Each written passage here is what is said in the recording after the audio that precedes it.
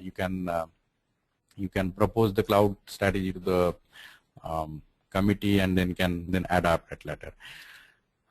Here are some of the tips for writing the cloud ready application. So basics, these are very basics.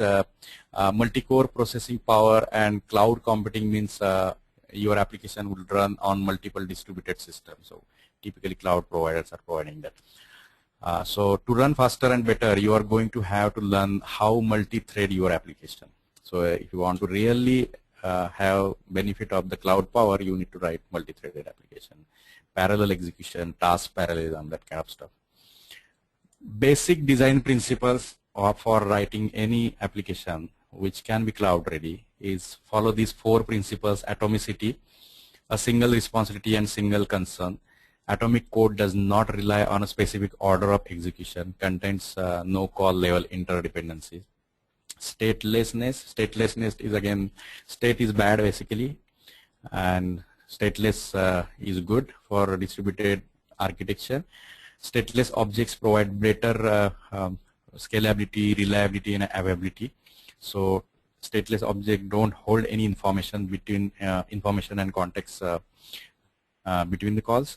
So each call on the object is standalone basically and does not have prior dependency for the ongoing conversation. Idempotence is when you call a method repeatedly n number of times, it will give the same result. So looking up some customer details in the database, you will get the same information. But for example, placing an order for a customer will be always different because based on the items you are placing. So keep parallelism. Most of the new workstation servers, laptops today have multi-core CPUs, quad-core, and cloud-based environments allow you to run this in parallel. So when you are writing new cloud-ready application, definitely you need to consider all these 4 design principles. If you want to migrate or modernize your application, existing application, where to start? You should start with these principles and then start your modernization, re-engineering process, writing the components first. Here are the cloud providers in the industry today. There are a lot of cloud providers available per service, cloud service. So in your exploration strategy, you can identify these cloud providers per your need and then read the information or offerings or pricing model for these providers are providing. And once you get that information, for example, I have created a small map here. These are some providers and what kind of services they provide and what kind of models do they have, what kind of age of service, so that kind of thing. So similarly, you can elongate this as per your requirement, and it will be easy for the comparison.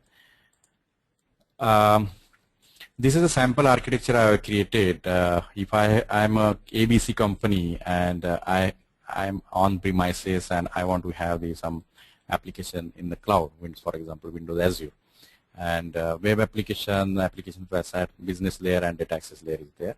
I have purchased certain Azure web services and also Azure storage, as well as I have some on-premises data in my premises that I don't want to move it there because I'm not feeling secure about it. For example, I'm really sorry to interrupt, Vinod. The cloud architecture and yes, I'm really sorry to interrupt, Vinod. We are already running very late, so if you would like, can you wrap up the session soon enough?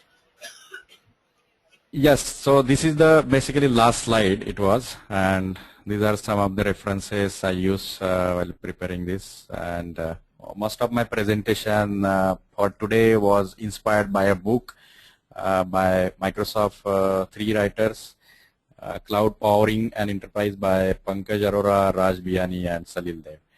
So that's it from my side.